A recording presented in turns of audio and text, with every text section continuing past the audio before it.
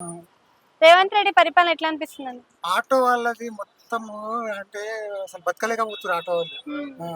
అంటే బిజినెస్ ఏం లేదు మాకు. ఆ! ఇంతకు ముందు కేసీఆర్ ఉన్నప్పుడు ఎట్లుంటే అప్పుడు ఇప్పుడు మంచిగా కొద్దిగా రొటేషన్ బాగుండే హ్మ్. ఆటో వాళ్ళది. ఇప్పుడైతే ఆటో వాళ్ళది ఏం లేదు. తిననీకే లేదు, ఉండనీకే లేదు.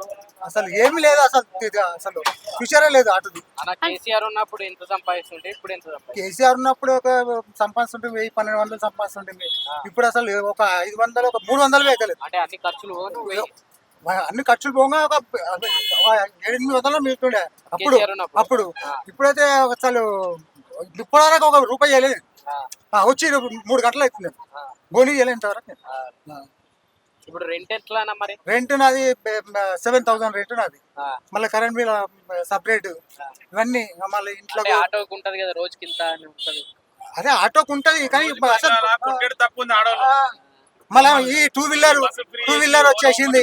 టూ వీలర్, ఓలా, ఊబర్ అవే నడుస్తున్నాయి ఎక్కువ. మా ఆటోలో ఎవ్వరు నడుస్తలేదు. ఇది ఓలా ఊబర్ ఉందినా? ఇది వైట్ ప్లేట్ లో ఏముంది ట్రాన్స్పోర్టింగ్? వైట్ ప్లేట్ లో ఆరో ప్లేట్ ట్రాన్స్పోర్టింగ్. ఎల్లో ప్లేట్ కావాలి. ఎల్లో ప్లేట్ ఉండాలా? అన్ని స్టేట్ లో పోతావా?